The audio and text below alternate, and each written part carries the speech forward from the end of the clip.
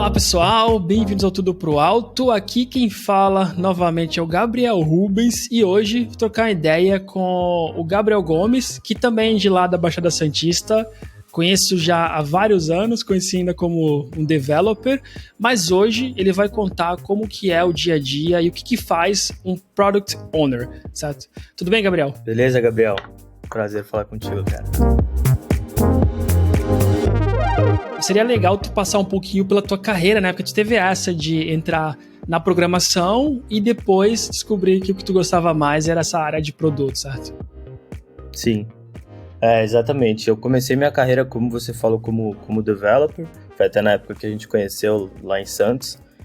E eu entrei de cabeça assim no mundo muito por conta do curso técnico que eu fiz junto com o ensino médio. Então eu fui parar em tecnologia por isso, direto do ensino médio, e depois já engatei a faculdade e comecei a trabalhar com aplicativos. Eu, nesse primeiro emprego, assim, eu sempre tinha muita coisa que eu queria implementar, muita coisa que eu queria fazer e tal, mas eu, às vezes, acabava um pouco frustrado em virtude de não saber exatamente como, não entender direito sobre processos que poderiam me ajudar ali no meu dia a dia como dev e tal. E aí eu comecei a pesquisar sobre outras coisas que eventualmente eu poderia vir a fazer, né? Isso, cara, a gente tá falando lá de, sei lá, 2012, 2013. Então eu não tinha muito claro que, quero trabalhar como Product Manager porque esse papel não existia. Então, de lá pra cá, assim, a minha busca foi essa, sabe? Entender uma outra coisa que eu poderia fazer que não diretamente trabalhar com programação, porque nessa empresa onde eu comecei, eu já meio que fazia um pouco de tudo, sabe? Eu conversava com o cliente, eu passava muito tempo falando com os sócios, entendendo ali um pouco da cabeça dos sócios, para como pensar e aplicar a tecnologia, mas pensando por esse outro viés, né? Tanto de quem está ali tomando decisão, como de cliente. E aí, então, depois dessa primeira experiência como desenvolvedor, passei um tempo nos Estados Unidos, eu fui fazer um intercâmbio, mas eu direcionei todo o meu esforço durante esse intercâmbio para tentar, de alguma forma, fazer essa transição, essa mudança de carreira depois, já entendendo que a programação não era algo que eu queria fazer, assim, pro resto da minha vida. E aí procurei estudar outros temas, sei lá, empreendedorismo, inovação, gestão de projetos, estudei bastante. E aí, depois que eu voltei para o Brasil, aí sim eu comecei a trabalhar como Product Owner. Eu acho que de lá para cá, assim, já tem uns 7 anos na área de produto, especificamente. Passei por empresas de telecomunicação no Brasil, também passei por um tempo trabalhando em consultoria. E aí foi um momento na minha carreira onde eu estava bastante envolvido com design, assim, design de serviço. E aí eu estava fazendo uma pós-graduação em design de serviço e consegui aplicar bastante ali do que eu estava estudando na pós, né, no ramo de consultoria. Mas depois de um tempo em consultoria, eu entendi que o meu negócio mesmo era viver assim, tecnologia e estar mais próximo de um time. Comecei a sentir falta também dessa rotina. E aí foi quando eu voltei de fato para trabalhar como Product Manager, e aqui estou. Pô, top. E acho que o que é legal falar também, né? Não só como Product Manager, mas isso te levou a estar morando agora aí em Copenhague, né? Na Dinamarca, né? De onde você está falando agora. Exatamente, Aqui, eu me mudei aqui para a Dinamarca em março desse ano. Atualmente estou trabalhando na Samap, comecei a trabalhar na Samap em dezembro, aí enquanto o processo de visto estava rolando. Mas foi bem por isso, assim, já tinha alguns anos que surgiu essa ideia, conversando com a minha esposa, alguns amigos e tal, de me mudar para a Europa, mas esse é meu caminho que me trouxe até aqui. Legal, então acho que a gente pode fazer um episódio inteiro sobre isso, né? Sobre essa mudança aí, já fica aqui o convite para a gente marcar um próximo. E agora falando da tua rotina em produto, né? Como um Product Owner. Cara, se tivesse que explicar para alguém quais são as tuas principais tarefas aí nessa mapa, tipo, como que seria uma semana, ou 2, ou um mês teu assim, e agora tu tem, como tu comentou, essa proximidade mais com o time, né? Então como que tu ajuda eles no dia a dia? Sim, acho que tem algumas principais atividades, assim. E acho que vai mudar de acordo com o perfil também do product, da pessoa de produto ali, que gosta mais de uma coisa, geralmente vai fazer mais dessa coisa ou não, sabe? E é lógico que também depende do contexto da empresa. Mas aqui para mim hoje, assim, que são também as atividades que eu me sinto mais confortável. Acho que a mais importante delas, né, participar de discussões mais estratégicas, assim, sobre o produto. Então, beleza, onde estamos hoje e onde queremos chegar, sabe? Isso é claro que eu não faço sozinho, a gente faz tanto com o time, mas principalmente também com outros stakeholders, né, que trabalham aqui na minha tribo, que é uma unidade de negócio de uma empresa gigante, a gente chama de tribo. Então, acho que esse é um ponto muito importante, participar dessas discussões e definição de objetivos estratégicos que o nosso time vai tentar, de alguma forma, impactar, né? Esse é um ponto. O segundo ponto é sobre métricas e resultados, saúde do nosso produto em si, beleza. A gente tem aqui esses objetivos, ou conversamos, entendemos que é nessa direção que a gente quer seguir.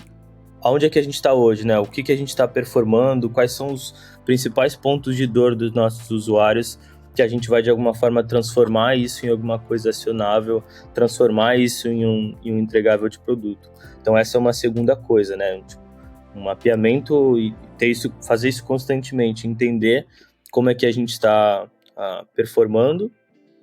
E também tem um outro ponto que aí eu acho que vai mais do meu perfil, que eu tento me aproximar bastante, eu sou bem próximo assim do time para ter algumas discussões mais técnicas e tentar de alguma forma ajudar nesse sentido, para que a gente sempre esteja alinhado, né? Tipo, visão de tecnologia com visão de negócio e produto, para que as duas coisas têm que caminhar junto. Então isso é uma coisa que não é uma coisa que eu participo sempre de todas as discussões, mas em algumas discussões principais, alguns temas específicos, eu estou um pouco mais perto. Então, acho que essas são as três principais atividades que acontecem assim com maior frequência, e aí tem outros temas que de vez em quando a gente também participa e acompanha, tipo pesquisa com usuários, então algumas dinâmicas nesse sentido, que vai depois, lógico, se tornar insight para o nosso trabalho,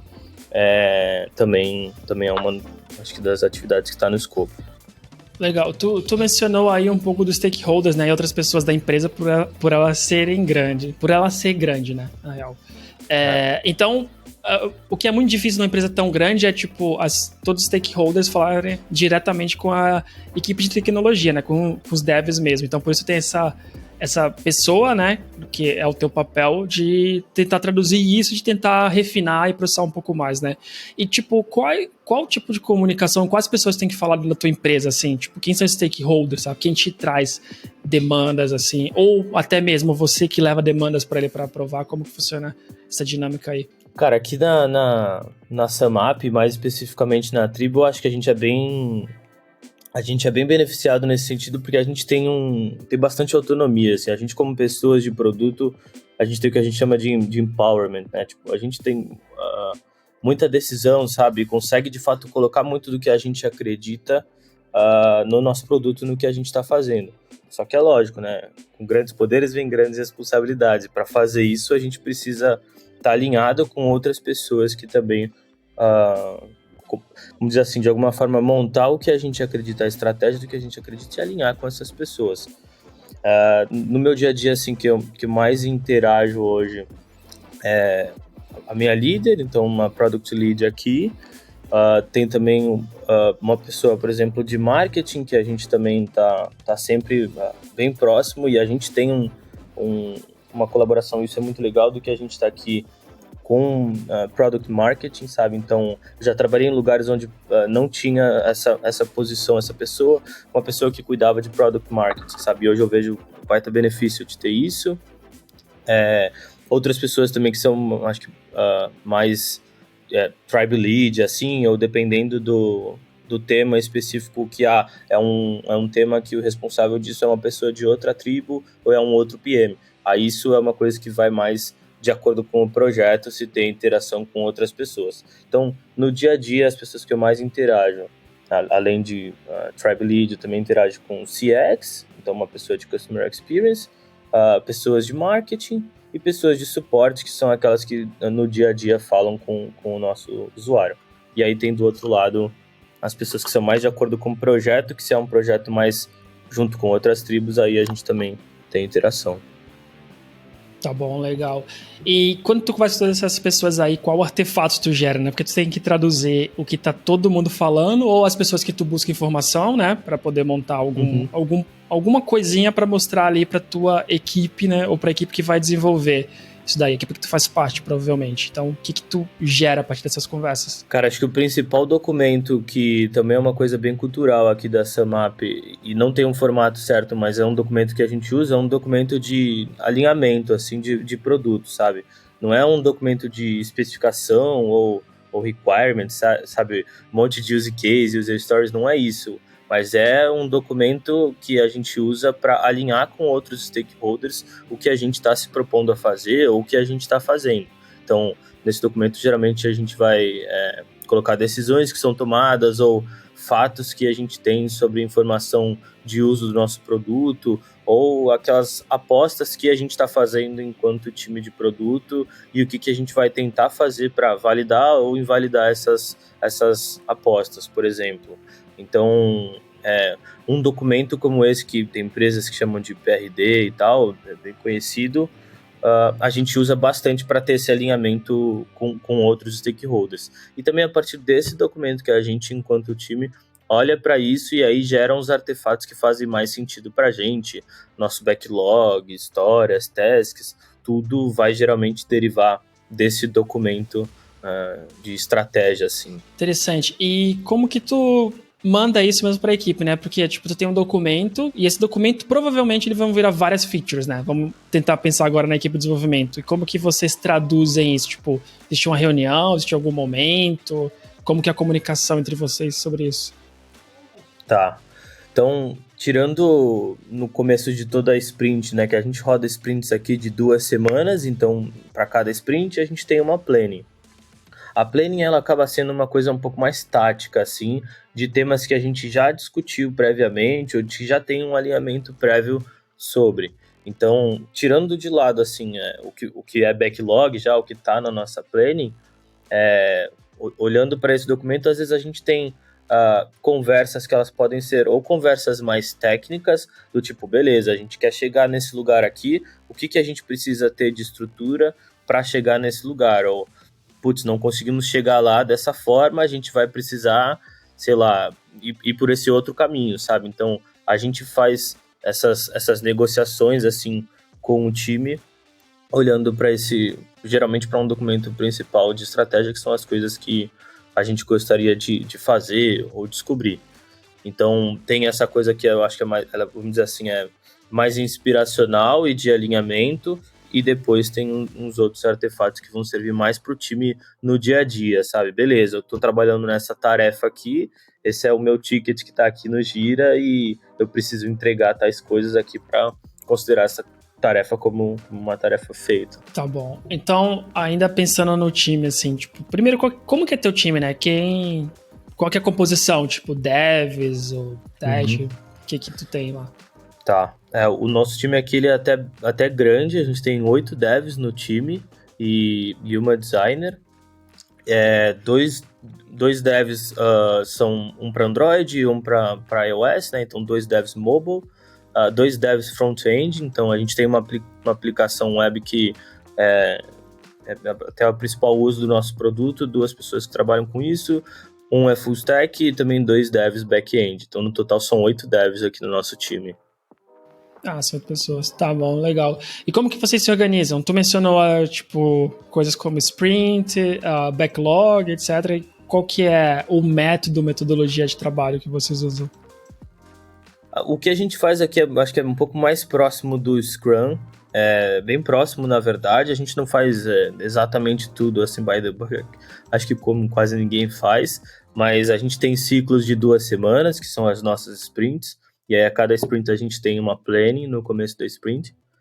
A gente faz retrospectivas mensais, então uma vez por mês a gente roda uma retrospectiva, e aí é interessante o modelo que às vezes uma coisa que a gente está até mudando, às vezes na retrospectiva a gente não faz uma nova retrospectiva nova, e sim a gente olha para o que a gente fez, entende, sabe, beleza, como é que a gente avançou, não avançou nesse ponto, e às vezes as nossas discussões são mais produtivas olhando para isso também. Então a gente tem planning, retrospectivas, a gente também tem dailies, é uma prática do time. Acho que são essas as principais. E a gente também tem uma demo mensal, assim, que aí é a tribo inteira. Então, os outros times da tribo também apresentam os temas que eles estão trabalhando durante essa demo mensal. Tá, eu queria voltar nesse papo de tribo daqui a pouco, né, só para tu explicar um pouco mais o que é uma tribo, como que é organizado aí, né, mas antes eu queria saber como que é a tua atuação diária, no que tu ajuda a equipe, né, porque tu tem uma apresentação para eles ali, né, quando vai fazer esse sprint planning, como tu tinha mencionado lá um pouquinho atrás, mas, tipo, no teu dia a dia, né, tu tem mais trabalho para fazer, não só com stakeholders, como tu mencionou antes, mas com a equipe também, né, o que normalmente tu interage com ele, qual tipo de dúvida tu precisa tirar, assim? Normalmente eu interajo com o time em cima de tarefas assim que o time tá fazendo para alinhar, beleza, isso aqui tá entregue ou isso aqui parcialmente atende o que a gente precisa fazer, sabe? Então, alinhamentos desse tipo assim, em cima de, por exemplo, tecnicamente a gente não consegue fazer isso aqui que a gente originalmente tinha pensado. Aí a gente vem, tem uma nova discussão para entender qual que é o meio termo, sabe? O que a gente consegue entregar em cima disso. Então essas costumam ser as discussões assim de dia a dia que a gente tem, tirando outros temas que são às vezes um pouco mais genérico ou de longo prazo, tipo discussões de arquitetura também, às vezes eu participo junto com o time, algumas coisas que também eu acho que elas ajudam a gente, mas não só no que a gente está fazendo agora, assim, sabe? Tá bom. Tipo, tu tem interações, né, no que tu vai entregar agora, mas também, tipo, tu fala em planejamento futuro, né, coisas arquiteturais, mudanças maiores que vão ter mais pra frente. Isso, exatamente. E aí é sempre. Eu acabo participando, de novo, porque eu gosto, porque me interessa. Não é uma coisa que obrigatoriamente todas as pessoas de produto precisam participar, mas a gente tem dado certo, assim, estar cada vez mais próximo disso. Porque aí os inputs que eu trago, né, de conversas ou de negócio ou de estratégia que a gente tem aqui num fórum ou de produto, ou de design, ou de marketing, suportam esse outro lado. Sim, acho que no trabalho em geral, tipo de produto ou UX, né, também, design, é legal quando você tá próximo da equipe, né, porque senão tudo que tu vai apresentar ali vira uma surpresa, né, sempre, quando tu vai fazer o planejamento de um sprint, mas quando tu tá próximo, sempre trazendo input de coisa que tá acontecendo, eles conseguem ou já te falar que não dá, ou já ir te falando qual que é a dificuldade, né, e eles já vão sabendo também para onde que o produto vai. Acho que é melhor do que... Acho que eu já trabalhei em empresa que é assim, que o pessoal é muito separado, então, sabe, o UX e a pessoa de produto, eles sempre chegavam para mostrar e ali na hora de planejar, né, o que fazer, o pessoal falava, não, mas isso não dá para fazer, não, mas isso não tá de acordo com tal módulo, sabe, então era bagunçar. Então acho legal quando pessoas de produto, desenvolvimento e UX estão sempre próximas, né. Obviamente que a gente não tá no ponto ótimo, assim, sabe? Mas a gente já vem trabalhando junto há um tempo e eu acho que a gente tá melhorando bastante, assim, como um time, entender, sabe? Quais são as conversas que a gente tem que ter antes, sabe? Quais são os assuntos que a gente tem que tentar antecipar para facilitar o nosso dia a dia, ou até aqueles que não, assim, putz, esse é um tema que ainda tá abstrato demais e não faz muito sentido a gente entrar nessa discussão e discutir tudo isso agora em cima de outras decisões, sabe, que podem vir a mudar, podem alterar a gente, assim. Então é um ponto que eu tento também ter bastante cuidado, assim, sabe, junto com... É uma outra coisa importante do time que eu esqueci de mencionar, que aqui a gente tem a figura do Tech Lead. Então, o Tech Lead é um Engineering Manager, mas uma pessoa que tecnicamente tá em cada um dos times. E isso também, cara, faz toda a diferença, assim, para conseguir dosar isso. Eu já trabalhei em ambientes onde tinha essa figura e ambientes onde não tinha. e é totalmente diferente, assim, bem claro o impacto que isso tem para o dia a dia do time, para a saúde do time e tal. Então, acho que é importante frisar isso também. Sim. E uma coisa que eu tava pensando aqui é muitas pessoas de produto acabam entrando na escrita de história, sabe? Escrita de histórias, às vezes até subtasks. E isso é uma coisa que tu faz aí também ou fica com o time? Não, eu não faço. É, é uma coisa também que a gente, enquanto time, vem tentando aperfeiçoar, assim, e encontrar o ponto ótimo, sabe? Já existiu o ponto onde, putz, a gente tinha especificação, muito pouca especificação, sabe? Então, no momento de, putz, eu como desenvolvedor entendo que isso aqui tá feito, mas por eu não ter todo o contexto numa especificação, num teste a gente vai descobrir que alguma coisa ficou de fora, sabe? Então, a gente ainda tá melhorando isso, mas eu não escrevo todos os user stories, assim, até porque esse é um modelo que eu também não acredito muito, mas uma coisa que a gente tem feito ultimamente é critério de aceite para algumas tarefas, isso a gente tem feito para o que é mais features novas, assim, para o que é um pouco mais, vamos dizer assim, pode ter pontos de discórdia, assim. Então a gente vem fazendo isso e tá ajudando, mas não é uma coisa detalhada, eu jamais quebro tasks assim pro time e tal. Isso é uma coisa que cada um toca do seu jeito. E é engraçado você mencionar isso, porque no time a gente estava tendo essa discussão recente, e no próprio time tem pessoas que gostam de trabalhar mais com modelo de beleza, eu preciso tudo mastigadinho aqui, eu só pego, coloco meu nome ali na tarefa e entrego, como tem outras pessoas que não, assim, sabe, não querem ficar tendo reunião de refinamento toda semana, reunião de refinamento em cima de refinamento, sabe? Então a gente vai sempre tentando adaptar e estar nessa evolução com o time aqui. Tá bom, legal. Cada pessoa, né, trabalha de uma forma, é bom sempre alinhar, mas a gente saber que tu não chega nesse nível de detalhe, né, mas a equipe. É. Tu mencionou também algumas vezes sobre a tribo, né? E o que é a tribo? Porque quando a empresa é grande, a gente precisa de outras estruturas, né, para dar suporte. Não dá para ter só um monte de times, né, juntar todo mundo e tu tem lá 100 times, tu precisa de algumas estruturas e vocês trabalham, pelo que eu entendi, aí com tribo. E como que tu explicaria o que é a tribo aí no Samapa? Cara, eu acho que a tribo é parecido com o que acho que muitas pessoas conhecem como uma unidade de negócio, sabe? Então, é um aglomerado de diferentes squads, então um aglomerado de diferentes times que têm um objetivo em comum, que geralmente é o mesmo objetivo de negócio. Então, no caso, o nosso produto é um produto financeiro, é um produto de invoices, então a nossa tribo é a tribo de invoices, e dentro dessa tribo a gente tem 3 times, que são 3 squads, que todos eles no final do dia têm cada um os seus objetivos, mas eles estão olhando pro objetivo da tribo. E aí, dentro de uma empresa gigante como a Samap, que é onde eu tô hoje, existem outras tribos.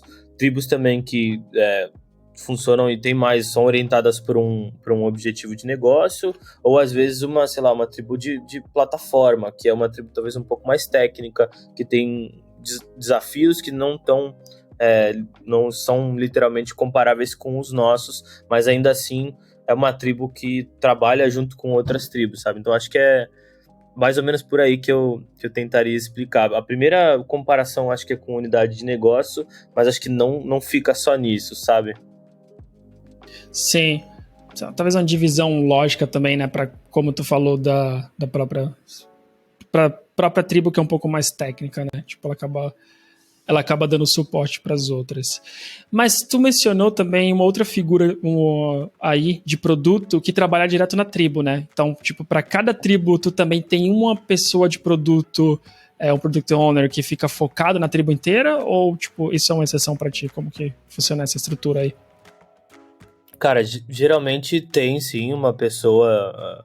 Uma coisa que até na Samap tem, às vezes a própria pessoa líder da tribo é uma pessoa de produto, mas se não, sempre tem uma pessoa geralmente vai ter uma pessoa de produto que vamos supor, uma pessoa líder de produto para essa tribo. Assim como de tecnologia, geralmente também vai ter uma pessoa de tecnologia que é o ponto de referência, é a pessoa vamos dizer assim, é o owner da estratégia de tecnologia dessa tribo. Então, costuma sempre ter esses papéis aqui na SumUp, sim. E eu acho que, na minha experiência, na maioria das empresas também é assim.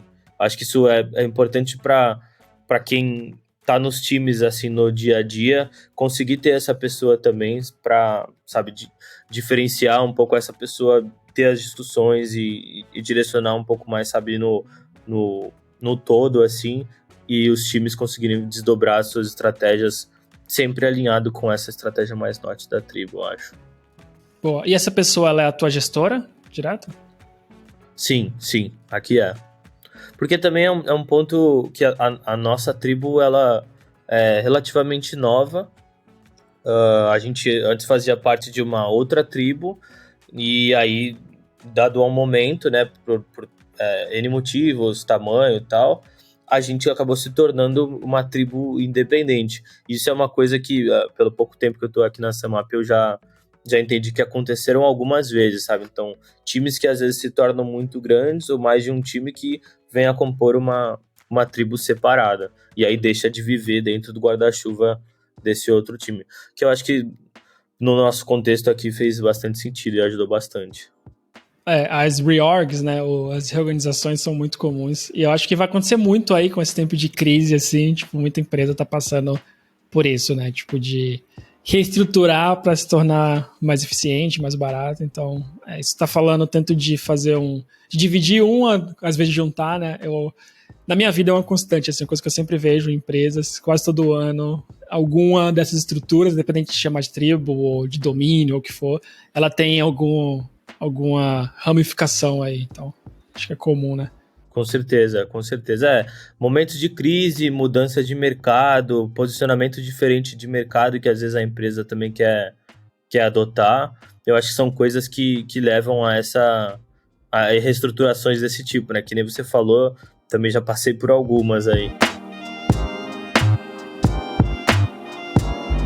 Se tu tivesse que começar a estudar agora novamente, por onde que tu começaria? Quais são as coisas que tu estudaria? E até se tu quiser falar, tipo, algum livro, curso, para ser mais específico, o que que tu faria para ser uma pessoa de produto agora? Boa. Cara, eu acho que a primeira coisa que eu acho que é importante, assim, uma pessoa de produto estudar sobre, tentar se aprimorar no tema é comunicação. Acho que essa é a principal dificuldade, não só da pessoa de produto, mas às vezes também de outras pessoas que têm uma posição que influencia outras pessoas, sabe? Ou uma posição que de alguma forma tá responsável por uma estratégia. As coisas na tua cabeça, geralmente, elas fazem muito sentido e é super fácil de explicar elas. Mas no dia a dia, quando você tem que adaptar a tua comunicação para pessoas que respondem a estímulos diferentes, pessoas que têm culturas diferentes, sabe? Backgrounds totalmente diferentes, acho que esse é o principal desafio, assim, que na minha carreira é uma constante, sabe? Primeiro existia, né, o desafio, beleza, se comunicar, você está se comunicando na tua língua materna, é o teu ponto de partida, mas vai chegar o momento, se você também, sei lá, tiver interesse em fazer essa mudança e trabalhar também usando um outro idioma, aí também tem uma outra barreira, né, que é quando você está usando a segunda língua que não é a tua língua materna e ainda assim você está precisando de alguma forma comunicar com clareza objetivos do produto e, sabe, fazer com que as pessoas comprem aquela ideia também que você está vendendo. Então, acho que esse é o principal ponto, assim, que eu procuraria estudar, é sobre comunicação, sabe? Como comunicação influencia outras pessoas. Legal. E eu acho que o segundo ponto, cara, que eu estudaria é sobre entender o impacto do que o teu time está gerando, de fato, o que isso traz de resultado, sabe? Tanto resultado para a empresa, como para os teus usuários, teus clientes, que são aqueles que no final do dia pagam a conta, pagam o salário de todo mundo. Então, acho que é muito comum a gente a gente que trabalha com tecnologia, se ver num ambiente que, cara, a gente está construindo alguma coisa, mas qual que é o impacto disso, assim, às vezes, que a gente está fazendo, sabe? O que isso vai trazer de benefício para a empresa, para os usuários e tal. Então, você sair um pouco dessa entrega, só marcar um checklist ali no teu backlog, eu acho que esse é o segundo ponto que eu focaria. E aí, para esse tema, eu tenho uma indicação de livro, que é o livro chamado, eu não sei se já está disponível em português, mas ele chama Escaping the Build Trap, da Melissa Perry, se não me engano. E, cara, esse livro é muito bom, assim, para mim foi uma das coisas que mais me ajudou, assim, no meu dia a dia. Isso, eu acho que você ter sempre essa pergunta, assim, sabe, e ser chato com isso, com você mesmo, de beleza, o que você está fazendo hoje, como que isso vai contribuir de alguma forma, eu acho que isso é uma provocação super, super importante aqui para construir produto, para construir tecnologia que de fato faça alguma coisa e não só esteja pronta, né? Eu acho que nisso aqui, cara, até entra. Quando a gente é desenvolvedor, né? Eu acho que muito mais para desenvolvedores do que para pessoas de produto já de começo. É que às vezes tu gosta tanto da tecnologia, né? Tu quer trabalhar com algo, mas no final, eu acho que é muito bom ter pessoas de produto numa empresa próxima para mostrar que, tá, para tu usar essa tecnologia tem que trazer alguma vantagem, seja de custo, seja de velocidade, né? Tem que ter alguma coisa por trás, porque no final o cliente, quando ele abre lá o app ou abre o sistema web, né? Ele não tá vendo a tecnologia. Talvez ele veja, sei lá, como que é a transição, é mais fácil, funciona bem com cache, mas, tipo, ele quer saber de tá funcionando ou não tá, né? No final. Então, o valor da tecnologia por si só, a tecnologia por si só não tem valor até ela entregar algo, ou ela construir algo para um cliente, né? Sim, sim.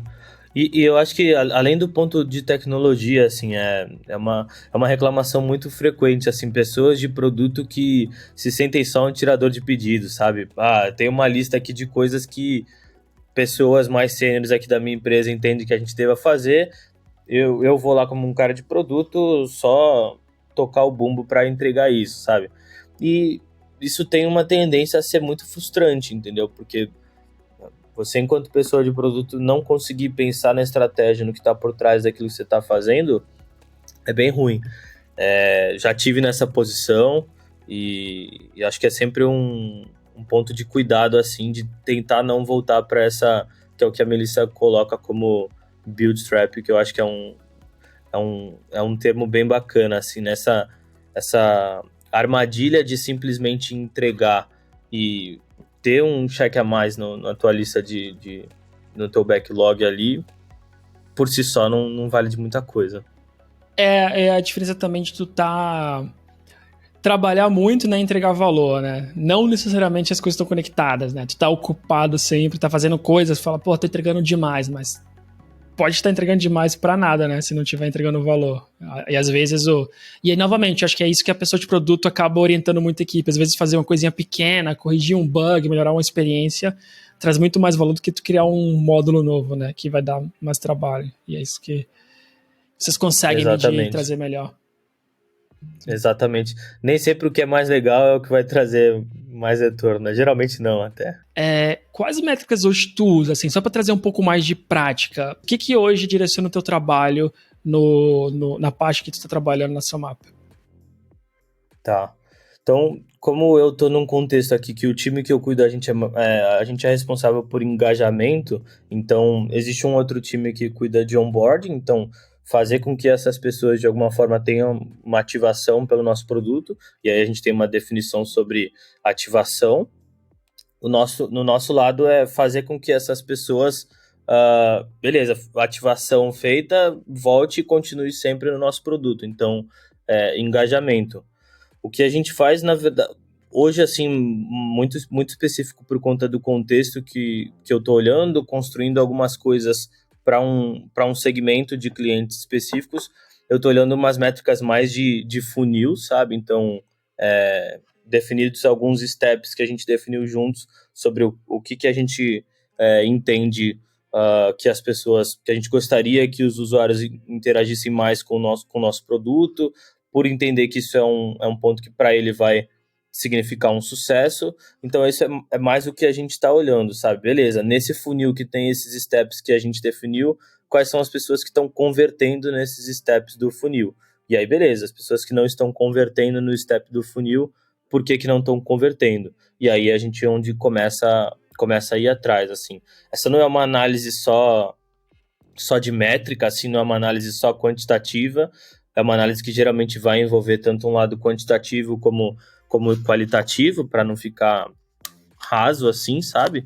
E aí, beleza, a partir disso vão gerar novas hipóteses para o que a gente vai tentar implementar e ver se de alguma forma tem uma mudança no nosso produto. Então, acho que, sem entrar muito detalhes assim no como, é mais ou menos para isso que a gente está olhando hoje. Tá bom, interessante. E com certeza tem mais métricas complementares, né, normalmente, para te apoiar nisso. E aí, passando agora para desafio, né? Quais são, como uma pessoa de produto, o que tu vê assim de maiores desafios? E aí, novamente, nessa ótica digital, alguém que quer ir um pouco mais nessa área, entender mais dessa área, o que tu vê como maior desafio? Tu falou um pouco do que aprender, né? Sobre a comunicação, mas desafio em geral, sabe? Tem um ponto, assim, que é um pouco sobre síndrome do impostor, sabe? De, cara, você entender que você tá nessa posição, você tá nesse lugar por um motivo, sabe? Pessoas acreditaram na tua capacidade de fazer isso e, cara, às vezes o dia a dia ele é tão estressante, assim, você tá com a cabeça tão imersa ali que é difícil, sabe, de você não deixar essa síndrome do impostor falar mais alto e te atrapalhar, sabe, no teu dia a dia. Eu acho que esse é um ponto, conversando até com amigos e tal, que também são da área, é um ponto muito frequente, assim, sabe? Beleza, como entender as coisas que estão ao teu alcance, sabe? O que não estão ao teu alcance, o que está ao teu alcance você de alguma forma faz alguma coisa, poder tentar fazer alguma coisa para impactar, e o que não tá também, cara, de alguma forma vai ser remediado com o tempo, sabe? Acho que parar de gastar tempo, de gastar energia com coisas que você não vai conseguir muito ter input sobre, eu acho que tá conectado um pouco com isso, assim, sabe? Sim, legal. E qual que é a parte mais difícil de ser uma pessoa de produto pra ti? Cara, é comunicação, é por isso que eu falei que é o principal ponto de estudo, assim, sabe? Cara, garantir que as pessoas, sabe, estão entendendo aquilo que você está querendo passar, que o teu time está alinhado com aquilo que você está tentando, sabe, trazer. Eu acho que essa é a principal dificuldade. E é como eu falei, assim, eu não vejo que isso é algo só no meu contexto hoje, porque tem uma segunda língua e tal. Isso também era uma dificuldade latente quando eu trabalhava no Brasil, sabe? Então, esse, sem dúvida, é o desafio número 1 aí. E ainda nessa ótica, assim, de quem quer aprender mais, né? Então, tem algum livro que tu gostou muito, assim, e tu acha que também vale a pena mais algum, né? Além do que tu falou? Sim, cara, tem um outro livro também que eu li no ano passado, que é um livro da Teresa Torres. Para quem trabalha com produto, a Teresa Torres é bem conhecida já, tem vários artigos e tal, palestras, e ela lançou esse livro que é sobre hábitos para Continuous Discovery, assim. Então, o livro, se eu não me engano, chama Continuous Discovery Habits, e acho que também não está disponível em português assim, mas eu recomendo muito, não só para pessoas de produto também, porque ela fala bastante do Product Trio, assim, que é a pessoa de tecnologia, a pessoa de design e a pessoa de produto, sempre liderando essa parte de discovery do que pode ser feito no produto. Esse foi um livro, para mim, também muito bom, assim, que eu li, cara, acho que ele abre a cabeça, assim, e não é só inspiracional, assim, sabe? Ele é bem tático, ele te dá, de fato, meios, sabe, de como fazer, como implementar, como começar pequeno, mas, de fato, fazer alguma coisa para te tirar, eu acho que do que eu falei da Build Trap. Eu acho que, então, olhar primeiro o tema, Escaping the Build Trap lá da Melissa Perry primeiro, e aí na sequência, beleza, agora que a gente tem uma cabeça de importância sobre Discovery, como é que a gente faz isso acontecer? E aí a Teresa Torres dá um bom mapa para isso. Top, acho que faz muito tempo que eu não faço nenhum episódio do Clube do Livro, acho que fica aí o convite pra gente trocar uma ideia sobre esse livro, pegar umas lições aprendidas aí, que eu não li, mas acho que até me incentiva, porque eu já ouço falar desse livro há muito tempo, toda hora alguém, principalmente esse último ano, toda hora alguém menciona, no LinkedIn eu vejo sobre esse livro. Eu comprei, mas tá na minha lista de mais de 100 livros que, tipo, eu vejo toda hora alguém falar, falo, pô, vejo o prefácio ali e falo, parece legal e não tiro Sim, dessa fila. não, prioriza porque ele realmente é muito bom, cara. Ah, legal. Cara, e aí pra fechar, se quiser deixar aí teu LinkedIn ou qualquer outro contato e qualquer mensagem final, o espaço é teu. Boa. Cara, meu LinkedIn é só me procurar, Gabriel Gomes. Quem quiser conectar, por favor, aí fica à vontade. Qualquer dúvida, cara, seja sobre produto, seja sobre como fazer essa transição de tecnologia para produto, que foi algo que eu fiz lá atrás, assim, meio que aos trancos e barrancos, ou também sobre morar fora. Acho que é um tema que a tua audiência e a galera tem bastante interesse também. Então é só me procurar lá no LinkedIn, Gabriel Gomes, e aí a gente pode trocar ideia. Com Sim, todos certeza. os links vão ficar aqui, né? Daqui a pouco a gente faz outro episódio. Daqui a pouco vai pro ar também como que é essa viver aí em Copenhague. Cara, muito obrigado. Pô, prazer. Eu acho que uma das coisas mais legais do podcast assim, é eu trocar ideia com pessoas que eu conheço e pessoas que eu conheço lá de trás, sabe? Tipo, quando a gente era trocando ideias sobre carreira, como que é ser desenvolvedor, né? A gente trocou algumas ideias lá no começo e quem imaginaria que hoje estaria tu em Copenhague e eu aqui hoje em Porto, né? Portugal. Então, a vida é muito louca e é bom ver que várias pessoas que eu conheci lá atrás estão bem com família, assim. Então, obrigado mesmo pelo episódio.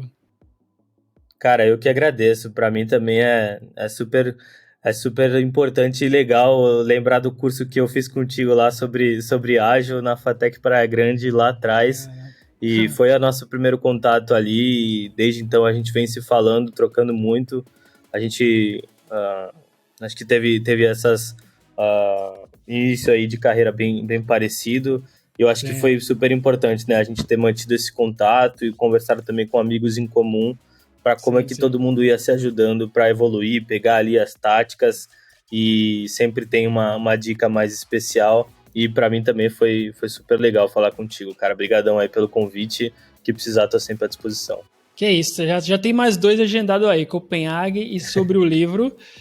Pessoal, todos os links na descrição, então vai lá conferir, Spotify, Apple, Google Podcast, Deezer, ou também no YouTube, também tá lá todos os links, e não esqueça de seguir. Gabriel, novamente, muito obrigado e até a próxima. Valeu, cara, até a próxima. Valeu. Tchau, tchau.